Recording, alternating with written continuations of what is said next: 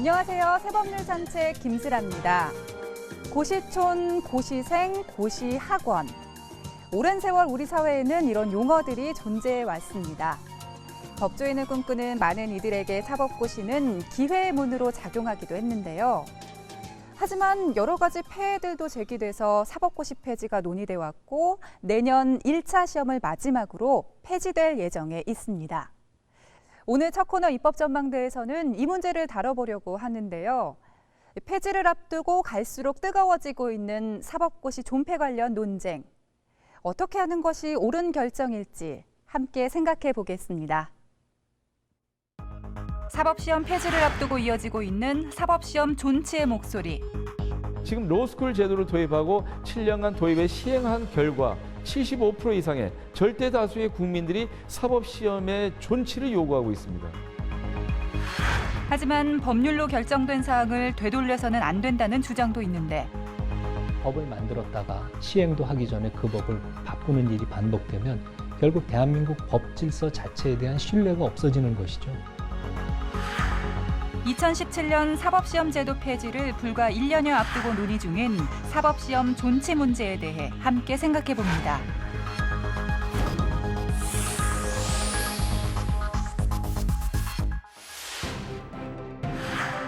(1963년부터) 시행돼 온 사법시험은 법조인이 될 자격을 결정하는 국가시험으로 합격 후에는 사법연수원을 수료해야 법조인이 될 수 있었습니다.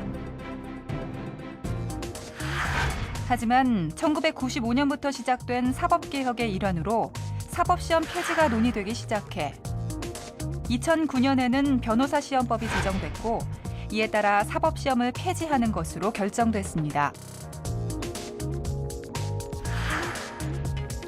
이후 25개 대학에서 기존 법과대학이 폐지되고 법학전문대학원이 설립되는데요. 앞으로는 기존 사법시험으로 뽑는 인원을 점차 줄여가다가 2017년 2차 시험을 마지막으로 사법시험이 완전히 폐지될 예정입니다. 이후로는 로스쿨 출신만이 변호사가 될 수 있고 판검사도 변호사 중에서 임명하게 됩니다.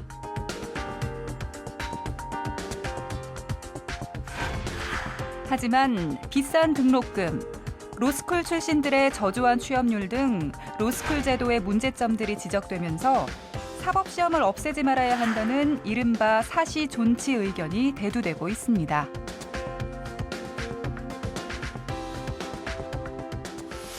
하지만 로스쿨 제도의 장점도 분명 존재하고 법률로서 국민과 한 약속인 만큼 예정대로 사법고시를 폐지하고 로스쿨 제도가 안착돼야 한다는 의견도 있는데요.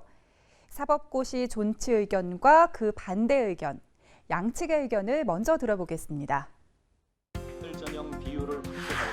지난 8월 25개 로스쿨로 구성된 법학전문대학원협의회는 긴급 기자회견을 열고 기존대로 사시를 폐지해야 한다고 주장했는데요.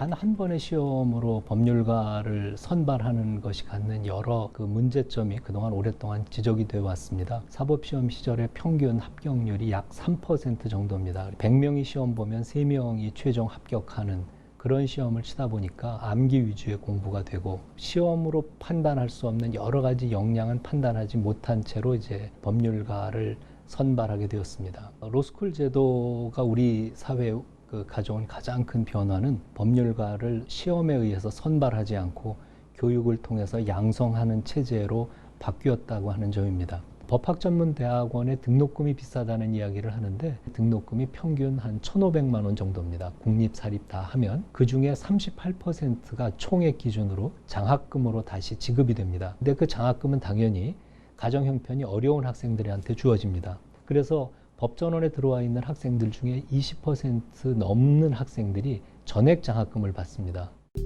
사법시험을 폐지해야 한다는 측에서는 폭넓은 교육을 통한 인재 양성을 강조합니다. 또한 비싼 학비 부담에 대해서는 장학금과 다양한 특별 전형으로 점차 보완해 나가고 있으며 로스쿨의 교육 수준 논란 또한 이론과 실무 교육을 병행하고 있다고 주장합니다. 특히 기존 사법시험이 고시생 양산으로 인적자원 분배의 불균형을 초래하고 있으며 학부교육을 황폐화시키고 있는 점도 로스쿨 도입의 중요한 취지로 꼽고 있습니다.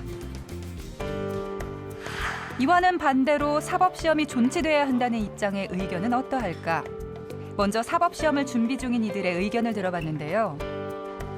지금 로스쿨 현행 제도 같은 경우에는 3년간 학부에서 배우는 수업만 듣고 6개월간의 수습 기간만 거치고 막바로 변호인으로서 생활을 하게 되는데, 그렇게 되는 경우에 미흡한 부분 같은 경우에는 곧바로 국민에게 불이익이 돌아간다고 생각합니다. 대학을 꼭 졸업하지 않아도 볼 수 있는 시험이고, 물론 사실 공부하는데도 일정량의 돈은 들긴 하지만 그거는 형편에 따라서 이제 충분히 아낄 수 있는 부분이 있거든요. 특히 지난 8월에는 사시 준비생 모임에서 헌법 소원을 제기하기도 했는데요. 사시 폐지가 평등권과 직업 선택의 자유 등을 침해한다는 이유였습니다. 근본적으로 우리가 도입한 미국식 로스쿨 제도는 고비용 구조의 로스쿨 제도입니다. 더군다나 입학 성적에 있어서 면접 시험의 비중이 너무 높습니다. 또한 변호사 시험 성적도 공개되지 않았습니다. 원래 로스쿨 제도를 도입한 배경이 암기식 위주의 공부를 해서 실무적인 교육이 되겠느냐, 이런 점을 해결하기 위해서 다양한 전공을 가지고 교양이 넓은 그런 법조인을 양성하기 위해서 로스쿨 제도를 만든 것이지요. 7년간 도입에 시행한 결과 75% 이상의 절대 다수의 국민들이 사법시험의 존치를 요구하고 있습니다. 로스쿨 제도가 안착이 되고 전문 능력을 가지고 있는 변호사에 의해서 조력을 받은 국민들이 안심하고 만족했더라면 그러한 일은 없었을 것입니다. 사시 존치 입장에서는 우선 누구나 응시할 수 있는 공정한 시험을 통한 선발이 계층 이동의 사다리 역할을 하는 점을 강조합니다. 또한 로스쿨의 등록금이 비싸 상대적으로 부유층이나 특권층 자녀가 입학에 유리한 점, 로스쿨 교육이 법대 4년, 사법연수원 2년에 못 미치는 점 등을 들어 사법시험을 존치해 로스쿨의 단점을 보완하자고 주장하고 있습니다.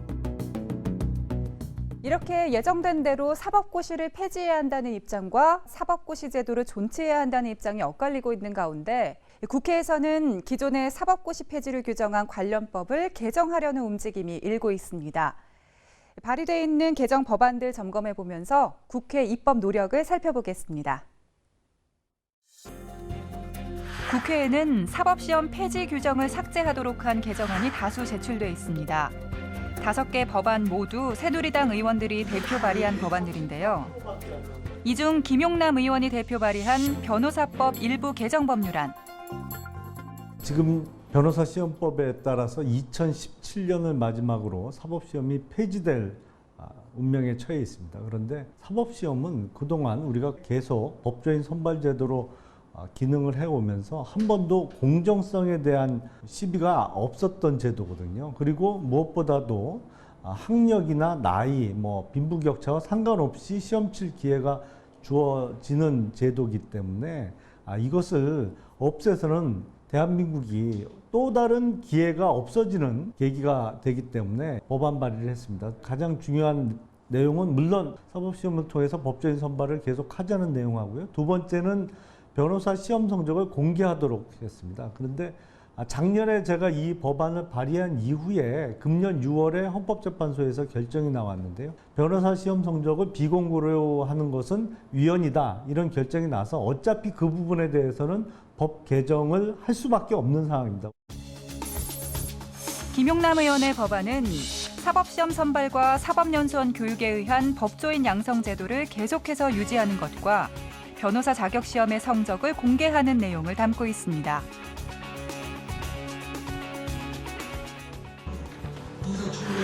그리고 야당 의원으로서는 처음으로 새정치민주연합 조경태 의원이 사법시험 존치 법안을 발의할 예정인데요.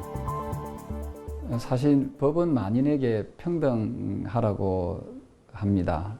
또한 그 법조인이 되려고 하는 분들도 학력이나 또한 그 생활력, 경제력에 의해서 좌지우지되는 것은 저는 바람직하지 않다라고 생각을 하고요. 서민의 아들들도 법조인이 될 수 있는 그런 길을 열어줘야 되겠다는 그런 취지에서 사시를 존치시켰으면 좋겠다 하는 취지에서 이 법안을 만들게 되었습니다. 많은 의원님들께서 이 법안에 대해서 이미 발의를 한 상태입니다. 저는 여기에 덧붙여서 변호사 시험을 칠 때 현행 법은 로스쿨 교수님들만 시험 출제위원으로 참여할 수 있습니다.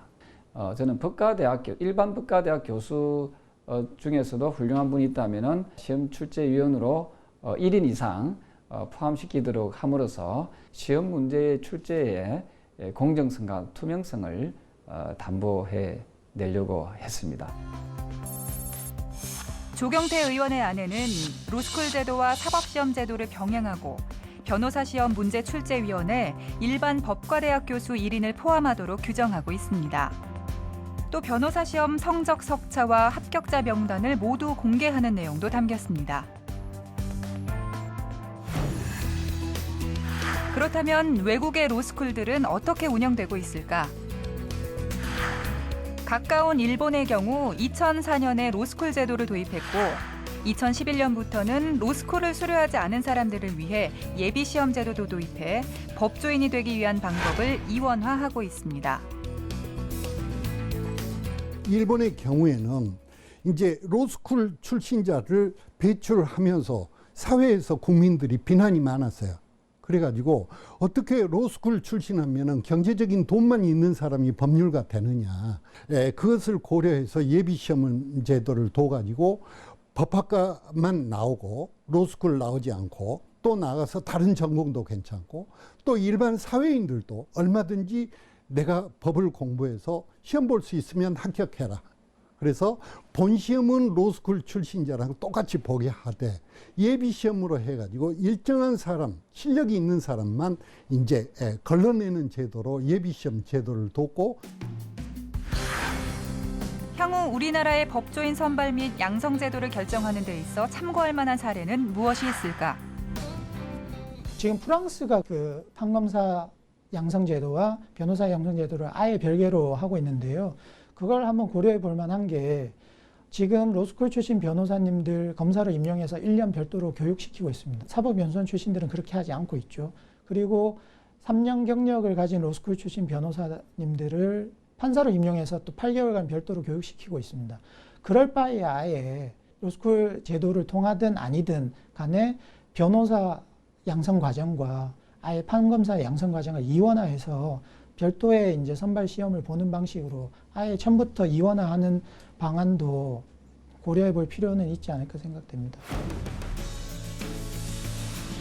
우리나라 사법 분야를 책임지고 있는 법조인들. 그 인재 양성의 방향 결정에 신중을 기해야 할 때입니다. 이 법안이 사시만 존치시키고 로스쿨을 폐지하는 그런 법안이 아닙니다. 또 로스쿨로 또 대비해서 법조인이 되고자 하는 사람들도 그런 방향으로 가게 하면 됩니다. 그래서 저는 기회 균등이 좀 이루어지는 그런 공정하고 투명한 사회가 필요하다는 그런 취지에서 이번에 이 법안이 발의가 된다면은 이 젊은이들에게 특히 서민의 아들, 딸에게 저는 꿈과 희망을 안겨다 줄 수 있다고 보고 있고요. 연내에 심사숙고해서 잘 심의해서 통과가 꼭 되기를 진심으로 바라겠습니다. 저 개인적인 말씀을 드리면 저는 이제 불도저 운전수의 아들로 태어났는데요. 그게 뭐 불도저 운전수의 아들이든 아니면 환경미화원의 딸이든 아무런 제한 없이 시험을 칠 수 있었고요. 그리고 본인의 노력에 따라서 법조인이 될 수 있는 통로가 바로 사법시험이었습니다. 그래서 이것이 없어질 운명이었는데 법 개정을 통해서 앞으로 계속 사법시험이 남게 된다면 우리나라의 많은 청년들에게 본인이 열심히 노력하면 성공할 수 있다는, 또 법조인이 될 수 있다는 희망을 계속 주는 효과가 있을 것이고요. 그로 인해서 아직도 우리나라는 기회평등이 주어지고 그리고 본인의 노력 여하에 따라서는 얼마든지 성공을 이룰 수 있다는 어떤 그런 꿈과 희망을 국민들께 계속 드릴 수 있지 않을까 싶습니다. 모두에게 같은 기회가 돌아가야 한다는 기회평등의 정의. 국회는 그 앞에서 신중을 기하고 있습니다. 현재 계속되고 있는 논의가 최적의 사법인재 양성을 위한 건강한 논의로 이어지길 바라면서 발의된 법안들도 충분한 논의를 통해 입법되길 기대해 보겠습니다.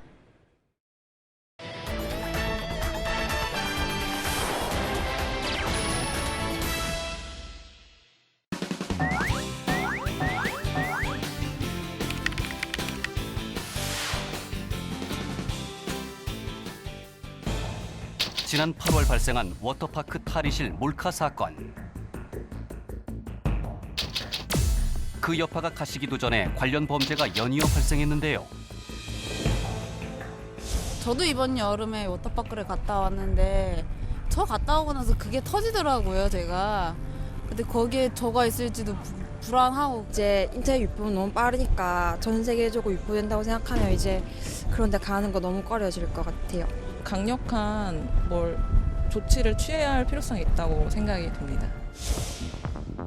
지난해 경찰에 적발되거나 신고된 몰래카메라 범죄만 6,600여 건. 최근 5년 새 무려 6배나 증가했는데요. 이렇게 찍힌 사진과 영상이 인터넷상에서 무분별하게 유포되고 있어 관련 처벌을 강화해야 한다는 목소리가 커지고 있습니다. 이에 새정치민주연합 장병완 의원이 관련 법안을 발의했는데요. 법안에서는 몰래카메라 촬영 범죄에 대한 벌금형을 기존 1,000만 원 이하에서 5천만 원 이하로 강화하고, 영리 목적으로 인터넷 등에 유포한 경우에도 기존 3천만 원 이하에서 7천만 원 이하로 벌금을 강화하는 안을 마련했습니다. 또한 카메라 등을 이용한 촬영 및 유포에 관한 죄를 범한 경우 신상 공개를 의무화하는 내용도 포함했습니다.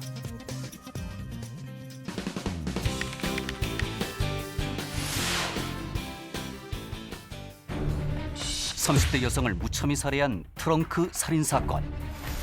사건 피의자의 복수 살생부가 알려지며 보복 범죄에 대한 불만이 커지고 있습니다. 보복 범죄는 2010년 124건에서 지난해 255건으로 2배 이상 증가해 피해자가 범죄에 노출되는 것을 방지하기 위한 보호 대책이 시급한데요. 현행법상 피해자 긴급 구조를 위한 경찰관 동행 요청 제도가 마련돼 있지만 실질적인 피해자 보호 대책으로는 미흡하다는 의견이 제기되고 있습니다. 새누리당 함진규 의원이 관련 법안을 발의했는데요. 법안에서는 검사, 경찰서장으로 하여금 피해자 등이 보복 범죄를 당할 우려가 있는 경우 검찰청 또는 경찰 공무원이 신변 안전 조치를 취하도록 명하거나 대상자의 관할 경찰서장에게 이를 요청할 수 있도록 했습니다. 또 신변 안전 조치 유형으로는 일정 기간 동안 특정 시설에서의 보호 및 신변 경호, 참고인 증인으로 출석 귀가 시 동행 등을 포함했습니다. 소개해드린 법안 중에서도 몰카 범죄 벌금 강화 법안이 눈길을 끄는데요. 특히 경찰은 몰카 범죄와 영상 유포자에 대한 신고 포상금 제도를 시행할 예정입니다. 제보의 기여도와 중요도에 따라 구체적인 지급액을 결정할 계획이라고 하니까요. 적극적인 참여가 이뤄지길 기대하겠습니다. 다음은 실생활에 도움이 되는 법률 정보를 알기 쉽고 재미있게 전해드리는 새법률 생활백서 시간인데요. 오늘은 어떤 내용일지 확인해 보시죠.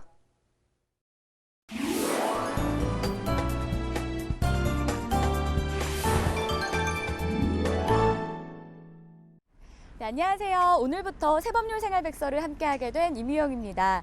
실생활에 도움이 되는 정보들만 골라 전해드릴 테니까요. 새법률 생활백서 기대하셔도 좋습니다. 네, 오늘 준비한 생활백서는 범죄 피해자 지원제도인데요. 예기치 못한 범죄에 노출돼 신체적, 정신적 고통은 물론 평생 후유증으로 고통받아야 하는 피해자들이 참 많습니다. 하루아침에 삶은 산산조각 나버렸지만 보상조차 제대로 받지 못하는 이들을 위해 정부가 생계비와 치료비 그리고 주거비 등을 지원하고 있는데요. 어떤 내용인지 지금부터 함께 보시죠. 범죄 피해자 지원제도는 범죄 피해자가 가해자로부터 피해 배상을 받지 못한 경우 피해 발생일로부터 10년 이내에 신청하면 지원을 받을 수 있는데요. 5주 이상의 치료가 필요한 경우에 한해 연간 1,200만 원, 총 3천만 원까지 치료비가 지원되며 생계비와 학자금, 장례비가 별도로 지원됩니다. 오늘 새벽 6시 반쯤 서울 답심리동에 있는 4층짜리 건물 3층 계단에서 불이 났습니다. 이 불로 4층에 살던 36살 박모 씨 등 2명이 탈출을 위해 창문 밖으로 뛰어내리다 다쳐 인근 병원으로 옮겨졌습니다. 올해 초에 발생한 이 화재는 추위를 느낀 한 취객이 우발적으로 벌인 방화였지만 피해는 컸습니다. 4층 건물이 전소됐고 불을 피해 뛰어내린 2명이 큰 부상을 입었습니다. 화재 사고의 피해자인 박소영 씨를 찾았는데요. 박소영 씨이세요? 네, 안녕하세요. 사고 당시 성한 곳이 없을 정도로 중상을 입었는데요. 8개월이 지났지만 후유증은 계속되고 있었습니다. 그 치료에 얼굴이 많이 망가져서 이쪽으로 호흡기를 못 떼서 목을 뚫어서 호흡기를 넣었거든요. 그 치료, 후두염 치료에 관한 약들. 어떻게 하다가 이렇게 큰 중상을 당하게 되셨나요? 2월 17일 날 새벽이었는데요. 아버지가 이제 깨우시더라고요, 새벽에. 영문도 모르고 일어나서 방문을 열고 나갔는데 숨을 못 쉬겠더라고요. 이미 불이 밑에서 올라오고 있었고 연기는 이미 많이 차 있었고요. 그래가지고 바로 창문을 뜯고 동생 같은 경우에는 이제 계속 뛰어내리려고 하고 있었는데 저는 이제 동생을 못 뛰어내리게 막고 있었고. 근데 이제 동생 입장에서는 제가 몸에 불이 붙어 있는 걸 본 거예요. 그래가지고 자기가 뛰어내리지 않으면 언니가 같이 뛰어내리지 않겠다 싶어서 동생이 그때 뛰어내렸다고 하더라고요. 바로 떨어졌고 그리고는 이제 기억이 없는 거예요. 이 건물이 바로 불이 났던 상가 건물인데요. 당시 박소영 씨는 4층에서 뛰어내렸지만 도로보다 낮은 지대로 떨어져 충격이 더 컸습니다. 이 사고로 소영 씨는 온몸이 망가져 입원과 퇴원을 반복하며 치료 중에 있는데요. 사고 당시에 의식을 잃고 중환자실에 오래 계셨다고 들었는데 병원에서는 어떤 진단이 내려졌었나요? 복부랑 얼굴 쪽으로 떨어졌어요. 그래서 이제 복부의 장이나 장기들이 찢어져 있는 상태였고 그래서 복부 내에서 출혈이 심해서 응급수술을 2번 받았고요. 이제 얼굴 턱뼈, 그다음에 코뼈, 이렇게 광대뼈 이게 다 부러져 있는 상황이어서 그거 맞춘 수술을 했고 팔하고 등에 화상을 심하게 입어서 지금 이식 수술을 2번 받았고요. 문제는 치료 비용입니다. 사고 후 중환자실로 실려가 지난 5월까지 3개월간 치료비만 6,400만 원가량. 이 중 건강보험 급여 부분을 제외한 환자 부담 비용만 약 3천만 원이 나왔습니다. 치료가 계속되고 있는데 그러면 치료비는 어떻게 부담하고 계세요? 처음에 응급수술하고 그 후에 있는 수술 비용까지 해서 총 3개월 동안 3천만 원의 진료비가 나왔는데요. 그중에 2,200만 원 정도를 범죄피해자 지원센터에서 지원을 해주셔가지고요. 납부를 해주셨고요. 저는 지금 아직 많은 치료가 남아있어서 조금 더 도움을 받아야 되는 상황이거든요. 소영 씨에게 경제적 지원을 아끼지 않은 범죄 피해자 지원센터를 찾았습니다. 이곳은 상담을 통해 범죄 피해를 입고 어떤 배상도 받지 못한 피해자들을 실질적으로 지원하는 기관인데요. 범죄 피해자가 국가의 지원을 받으려면 신청 방법이나 자격 요건이 따로 있나요? 타인의 그 범죄로 인해서 신체 생명의 피해를 당한 사람을 지원해주고 있거든요. 그래서 본인이 일단은 쌍방폭행이거나 본인이 과실에 의해서 폭행을 당했거나 그런 부분들에 대해서는 이제 지원이 일부 안 될 수도 있고요. 그 외에는 일방적인 피해는 이제 전액 다 피해 대상입니다. 지원을 받기 위해서는요, 본인이 신청을 해야 되는데 이제 가끔 피해자들이 가족이 없거나 그 다음에 병원에 입원하고 계셔서 그런 경우에는 저희 센터에서 이제 현장으로 방문해서 신청을 다 받게 되고요. 구체적 지원 내용을 살펴보면 치료비는 5주 이상 치료가 필요한 경우 한 해 1,200만 원씩 총 3천만 원 한도 내에서 지원되고 생계비는 피해자 1명당 50만 원으로 가족 수에 따라 추가 지원됩니다. 또 자녀가 있을 경우 최고 100만 원까지 이외에 지원되며 피해자가 사망 시 장례비를 지급합니다. 소영 씨의 경우 지원받은 내역을 보면 치료비 지원이 가장 큰데요. 한 해 최대 1,200만 원 지원을 받을 수 있지만 지금까지 특별 결의를 통해 약 2,200만 원을 지원받았습니다. 금액은 이제 원래 1인 제한 금액은 3천만 원까지입니다. 그런데 저희가 특별 결의를 받으면 그 이상 지원도 추가 가능합니다. 지금 박소영 씨는 앞으로 이루어져야 될 지원이 그 치아 부분의 치료비가 한 3천만 원 정도 들어간다고 하더라고요. 그래서 이제 추가적으로 계속 지원이 이루어질 거고요.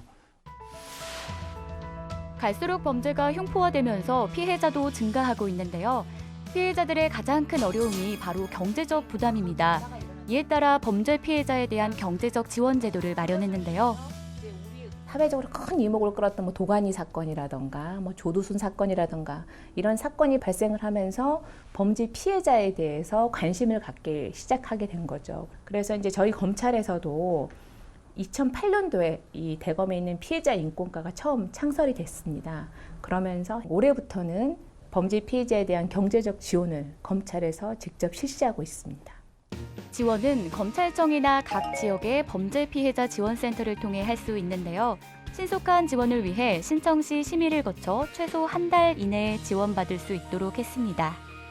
범죄 피해자 지원 제도를 통한 기대 효과는 무엇인가요?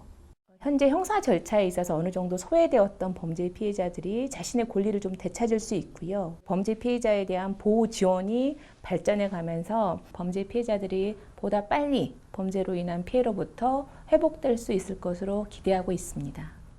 이런 일을 당할 거라고 생각해 본 적도 없지만 이런 제도가 있다는 사실 자체도 몰랐거든요. 굉장히 빠르게 진행을 해서 도움을 받을 수 있게 그렇게 지원도 해주시고 하셔서 굉장히 많이 도움이 됐어요.